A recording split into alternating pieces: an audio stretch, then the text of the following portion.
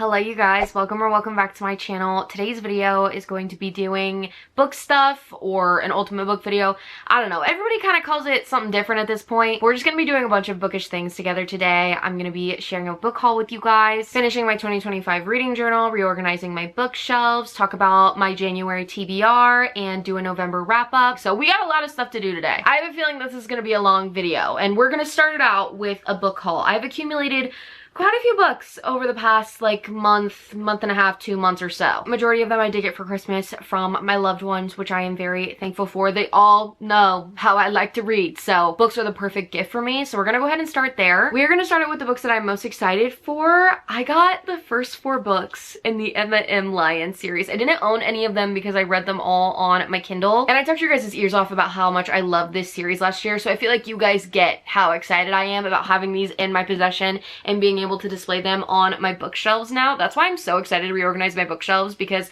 I actually got quite a few books that I've already read that I want to display or at least have on my bookshelves because they're some of my favorite books that I read last year. Anyways, I got the first 4 books in the series. They are really thin actually in person, which I was expecting because they're all under 300 pages. This first one is actually only 106 pages, so they're very quick, easy reads, and they're just super witty, charming, and enjoyable. And then we have the second one, both pretty blue colors. I really just like how simple the covers are as well. And then we have the third one and the fourth one. This one was the first 5-star read of the series. I just love this series so much, and I love them. I cannot wait to get the rest of the series too. The other 2 books that I got gifted that I had already read last year was the very irregular, I can never say this. I always have to look at the title in order to say this correctly. The Very Secret Society of Irregular Witches by Mandana.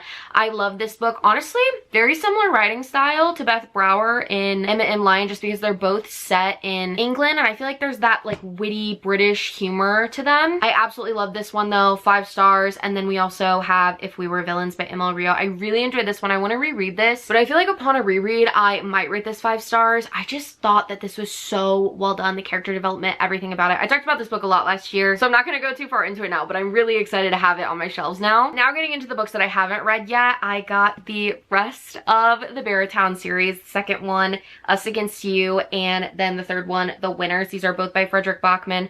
I read the first one in early December and I enjoyed it so much, and I cannot wait to get to the rest of the series. I will say, this second one, you know, about the same size as Barrowtown. This third one, but bam, yeah, it's a big one. So I'm a little bit nervous because I know that I'm probably gonna get way too emotionally invested in these characters, but I just love his writing style. I'm so excited, and I definitely want to try and finish these this winter. We all know that Kristen Hanna was my favorite author coming out of 2025, so I got another one of her books for Christmas. I got The Women. This is my friend Olivia's favorite book by Kristen Hanna, at least so far from what she's read. It's set during the Vietnam War, which honestly scares me because I know that it's probably going to be really intense, but I'm looking forward to it because everything that she writes I enjoy. So how can you not be happy about that? I do have a few more books to share with you guys that I got during the Barnes & Noble sale after Christmas. They did like a 25% off, and I'm also a Barnes & Noble member, so I got an extra 10% off, so I got 35% off totally.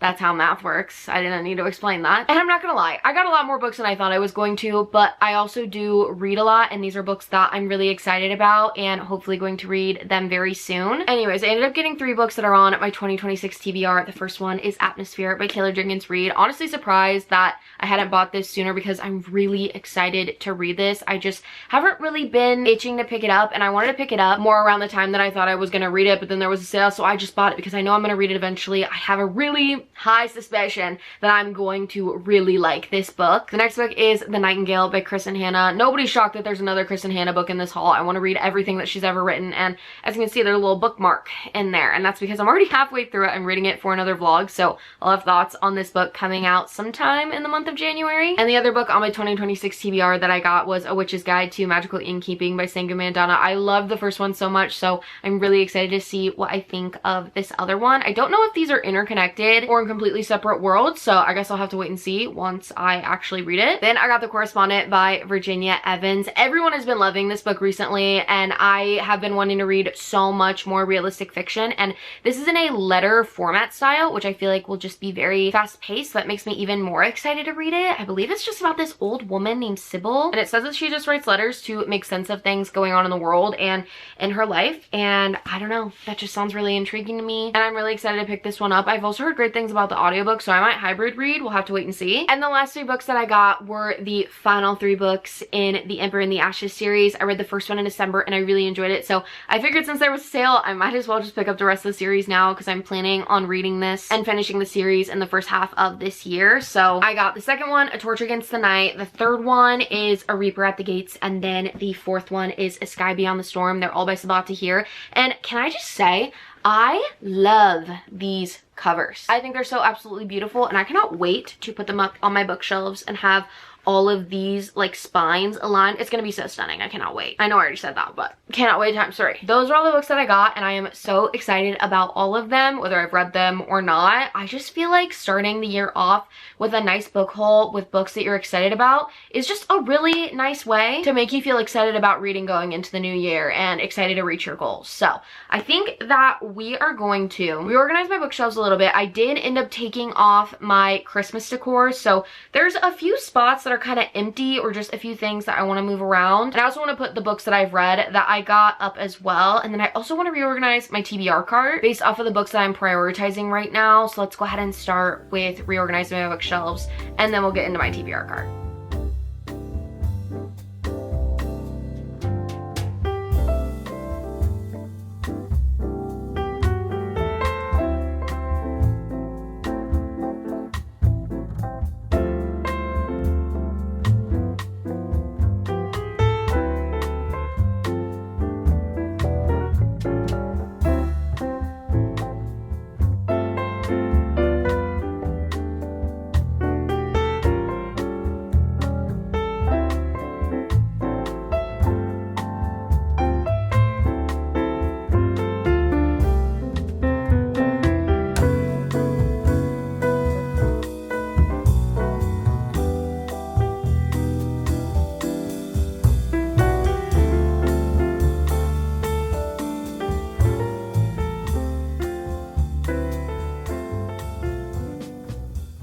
Okay, I just reorganized the shelves a little bit. It's nothing too crazy, honestly. The biggest change was moving my historical fiction and realistic fiction shelf from all the way at the top down to this shelf right here, which I'll show you more in depth. Up top, I have mainly like a YA shelf. We have all of my Lynn Painter books and my Heartstopper books. And then below that, I did change up the layout of this shelf a little bit and add a few extra books up here just so it looks a little bit fuller. And I just moved around a lot of my knickknacks. That's like the main difference. Like same thing with this shelf. I added the Very Secret Society of Irregular Witches to this shelf, and then this shelf did change quite a bit. Got a bunch of new books. I displayed The Great Alone, added my TBR cart and a little jelly cat.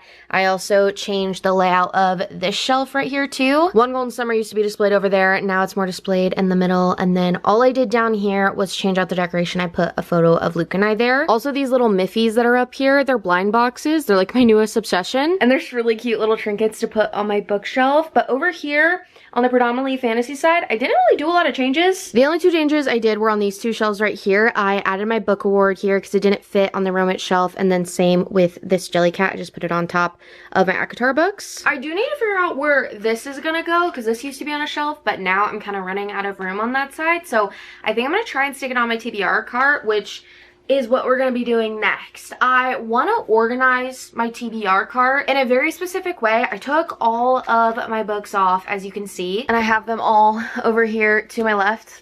And a Melly toy, I guess, as well. I just wanted to be a little bit more organized for the season that we're going into, as well as books that are really high on my radar, and also displaying very obviously what books are on my 2026 TBR. Because sometimes I do forget what books are on my TBR for the year if I'm not specifically looking at the list or thinking about what is on my list. I mean, even when I am thinking about it, sometimes I do forget. I'm thinking for my 2026 TBR that I want to put it on this shelf right here. I don't own all of my TBR for the year physically yet, but if you guys want a full list of the books that are on my TBR for this year, I did make a video of them all during Bookmas. You guys can go check that out. I do own quite a few of them, and I decided to do 15 books this year instead of 26 because it felt a little bit more manageable to me.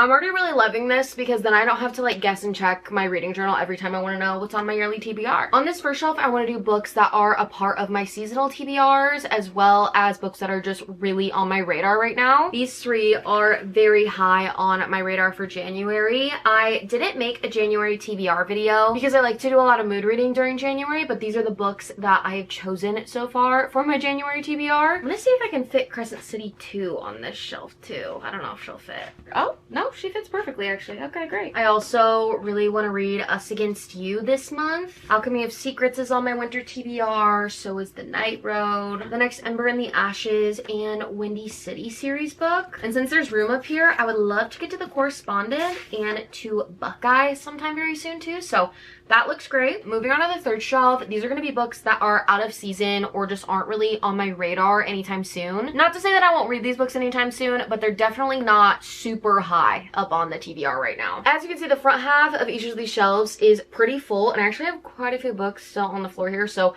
we're gonna have to move to the back half in a second. But with this third shelf, we have a few random books right here that I am actually pretty excited to read. I just don't know if I'll be reading them anytime soon because these ones kind of take priority right now. None of these books are seasonal either, but the rest of these are all starts to series. And I figured it'd be nice to put all of those together because when I grab one from this area, I know that it's going to be like the beginning of the series. And then I also know how many series that I haven't started yet that it's still on my TBR cart. And you might see Six of Crows right here. I read this, I don't even know how many years ago now, a while ago, maybe like 2023, so almost 3 years now. And it was whenever I was first getting into fantasy and I just like didn't really get it. So I want to reread this first one so I can move on to the second one because I know people love this series, but I don't remember anything from it, and I feel like I would enjoy it more now being a more seasoned fantasy reader, and also just be a disservice going into this book without remembering anything from the first one. Anyways, we'll go ahead and turn her around now. I have a lot of next books in series that I figured I could put on the back because they don't really need to be on the front. I think I'll put them down here because I think they're probably gonna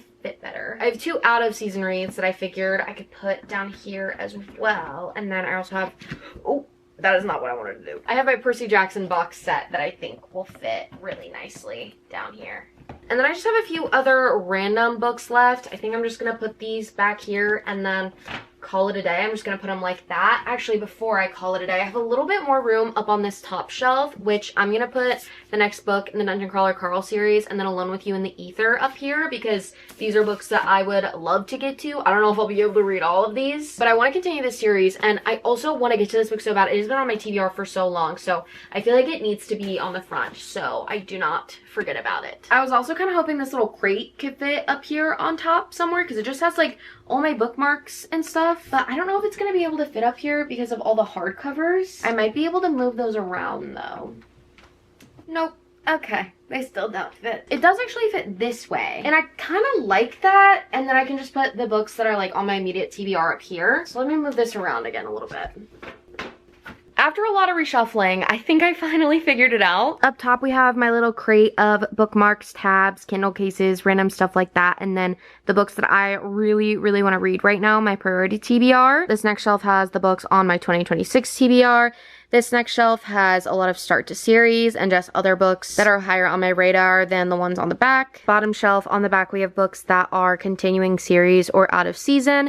And then right here, we just have a few other random reads that aren't really on my radar right now. And then up very top, this is how I organize the other books. We have The Night Road by Chris and Hannah and The Correspondent. And then if you turn it this way, you can see the rest of the books right there. I was about to go to the library to do my returns, but I figured before I do those returns, we could go ahead and chat about the books that I got last time, whether or not I read them, my thoughts, all of that good stuff. I was about to say I read 1 out of the 3 books that I got, but I kind of read 1.5, and you'll see why. The first book is the one that I didn't read. It is Royal Holiday by Jasmine Guillory. This is still on my holiday TBR for next year. I just didn't end up getting to it in the holiday season this year. But no matter if I read a book that I check out from the library, checking out books just in general is great for the library. So honestly, not mad that I didn't end up getting to it. I can just read it next year or sometime in the future during the holiday season. The next book is the one that was kind of like the half, and that's because I DNF'd it. I talked about it a little bit in my 2025 wrap up, and that is All I Want Is You by Fallon Ballard. I really like her writing, but I feel like her storytelling sometimes just really isn't my favorite. In this book, she did a thing that a lot of other authors do where they like to do flashback chapters just so they can add spice in unnecessary spaces in the book, and I just don't really like that. That's not my vibe. But not only did she do that, she did something incredibly cringy during a spice scene that I just didn't really like, so I had to DNF it at like 60 pages. And I'm looking really disappointed because I loved Just My Type by her, and then everything that I've read since, I just haven't liked it all. So I don't know. I don't know if I should read more of her books or not, but I guess we'll just have to wait and see on that. I'll probably get the ones that I haven't read from the library just to be sure, especially because I'm not sure how I feel about her books now, besides Just My Type. But anyways, the one book that I did fully end up reading was The Firelight's Apprentice. That's not a word. The Firelight's Apprentice by Brie Paulson. This is a graphic novel. I really enjoyed this. I thought it was cute and fun. I think I gave it like a 4-star. She wrote another graphic novel series that I really ended up enjoying, The Garlic and the Witch and Garlic and the Vampire. I've talked about those quite a bit on my channel recently. They were so cute. And this one was really cute as well. I just feel like I didn't enjoy this one as much as the other ones. It's about like these two sisters and they lose their mom in the war, and the younger sister has magical abilities just like the mom did. And the girls are currently on the hunt for somebody to train the younger sister in magic because she doesn't really know what she's doing. And that's really the basic plot. As far as graphic novels goes, I feel like this is up there on my graphic novels that I would definitely recommend.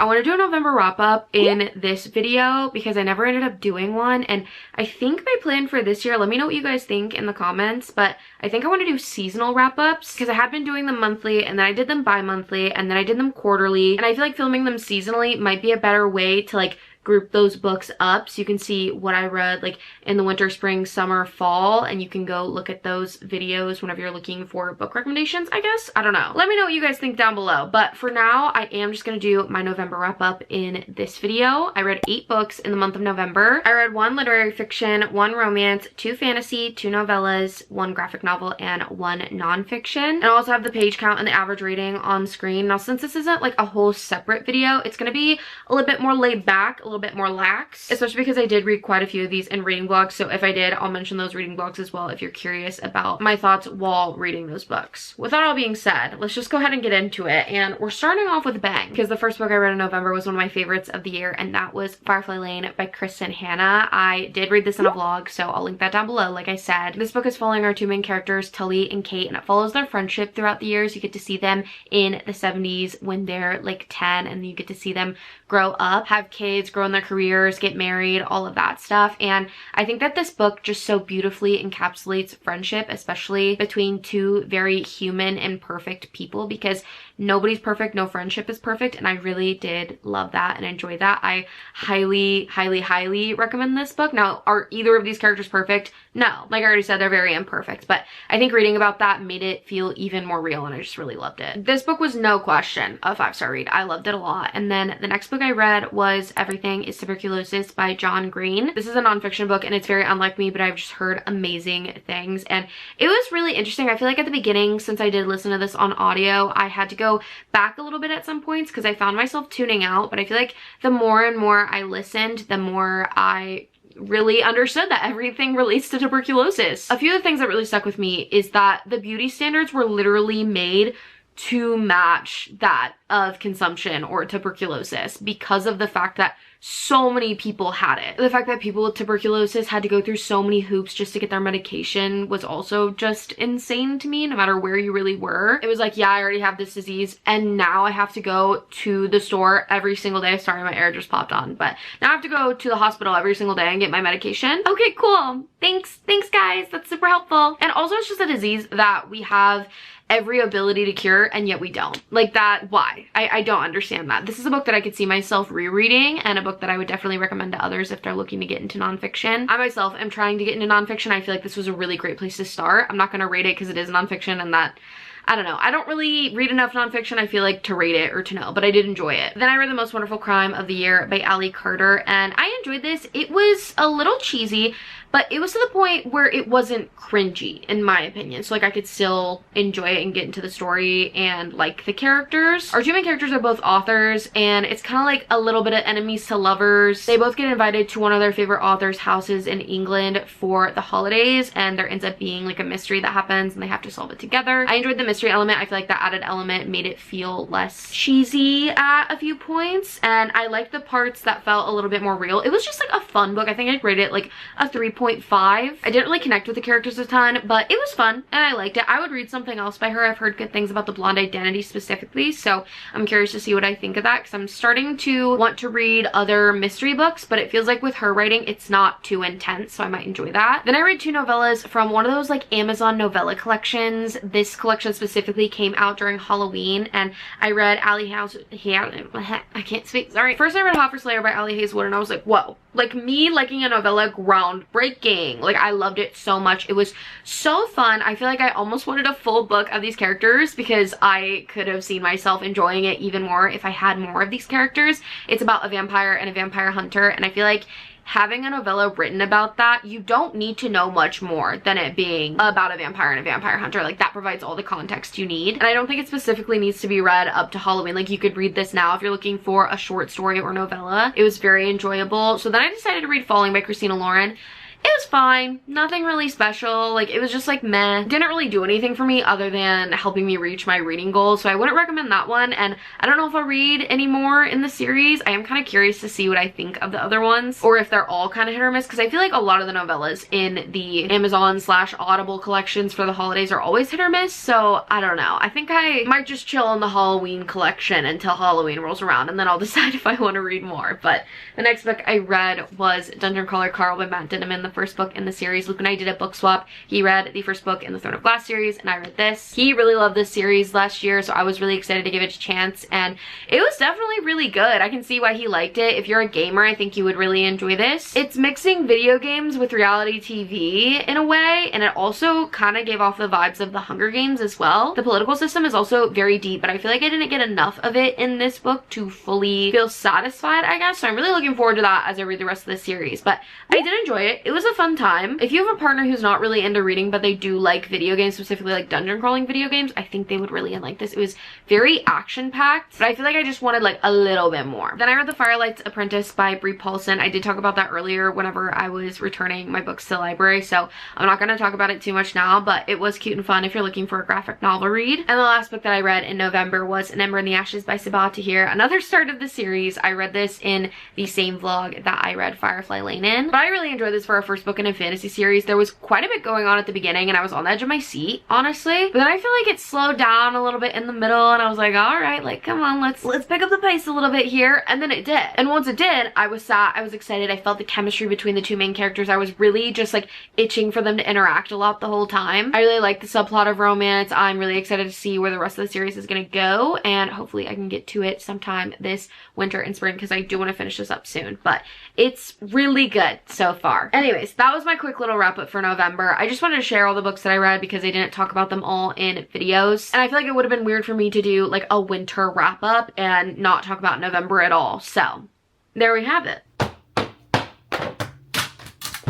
It is now time to talk everything reading journal, and guys, I officially finished my 2025 reading journal. In the last video where I did my reading journal, I asked you guys what you preferred, if you like just seeing it B-roll of me doing it and then explaining what I do afterwards, or if you want me to kind of like explain it while you're watching me do it so you can see my thought process while I'm actually doing the spreads. And you guys said you liked it whenever I kind of did a more voiceover type of filming. So that's what we're gonna do for today, and we're just gonna jump right on into it because I have a lot of spreads to update you guys on. Starting out with the first 2 pages, my monthly reading tracker and my genre tracker. I only had to update the specific tracker pages that I'm about to do too for November and December. And each little square on each page equals 1 book. Pretty self-explanatory. The next page is my physical TBR. I didn't add any new books because I figured that we could just do that whenever I do my 2026 reading journal. But I did end up crossing out the rest of the books that I had read by the end of 2025. I did end up hitting my reading goal, which I'm very happy about. So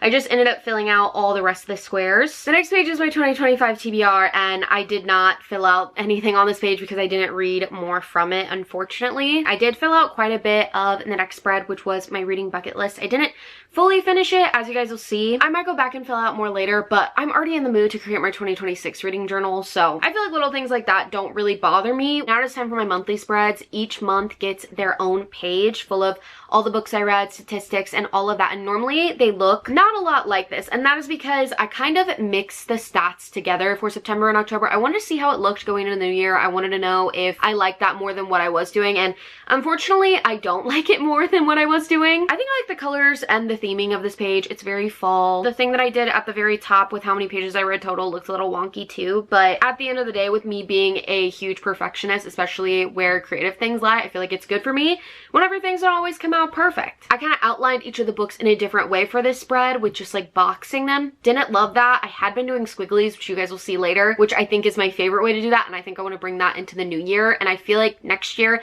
I'm gonna have a more of an overall theme with my reading journal, because I feel like I'm finally finding what I really like and what looks best in my opinion, or at least what my style is. And I think my favorite thing that I put on these pages always is that little pie chart. I got this sticker a really long time ago from this small business, and I've been using it to trace this pie chart and fill it in ever since. It just looks so good, and it really just adds more than just adding another number or another title to the page. I really like it. Moving on to November and December, not really obsessed with this page either. I feel like there's a lot of white space because I didn't really do a lot of borders. I just did a lot of small dots, which I think look fine, but I don't really love it. I'll show you guys my favorite monthly spreads whenever we get to my 2025 reading journal flip through, which we'll do after I talk about all these spreads. But just like every other month, I have my recaps, how many books I read, what books I read. My favorite books I read are the ones that I print out and put on page. My pie chart, like I already talked about, the average star rating, and the number of pages that I read each month. I think the more and more that I do my reading journal, the number one thing that I like is having more things on the page that aren't just markers. And markers look really great. There's a lot of different things you can do with just markers, but I like adding a lot more like texture with scrapbook paper and adding more layers. I feel like it really makes the page just more colorful and come to life, and I really enjoy that. So I want to do a lot more of that in the new year, because I always find when I do that, I like how the pages look so much more. The last two spreads are end of year recap spreads, and I am obsessed with the way that these came out. First off, we have my top books of 2025. I ended up going back to my roots and doing squigglies around each of these books just as like a frame. I think it makes them look so cool and also just adds so much color to the page. I really liked the colors that I chose for this. I tried to match them up nicely with the note cards that I had. And this is what I'm saying whenever I mean that adding like printouts or just like cutting things out of note cards and adding layers into it just makes it look so much better and make the page really come to life, other than just using markers, because all of the book printouts mixed with the lettering that I decided to do and then adding like cute little stars and the squiggles and everything behind all the books just really makes this page look incredible. I love this. This is what I'm wanting more of whenever I'm going into the new year creating my 2026 spreads, and I cannot wait to see what those spreads are going to look like. I ended up doing my top 3 under the wording of top books of 2025, which my top 3 were Beartown, Firefly Lane, and then my number 1 of the year was The Great Alone, like I've said in so many videos. You guys are probably sick of me saying that, but I love that book so much. And those 3 books are a little bit bigger than the other 12 books throughout the page, and those are just other books that I really enjoyed this year and really just made my year. Moving on to the next page. Now this isn't a full spread because I'm going to start my 2026 reading journal on the page to the right, but as you can see, I kept the theme of using my note cards and those specific colors to do a lot of the titles or just the things that I wanted to stand out a little bit more. I did a pie chart for all of my stats. When it comes to my most read genres of the year, I added my average rating for the year and how many books I read in total, which those stats are normally just on each monthly page, so I decided to carry them over because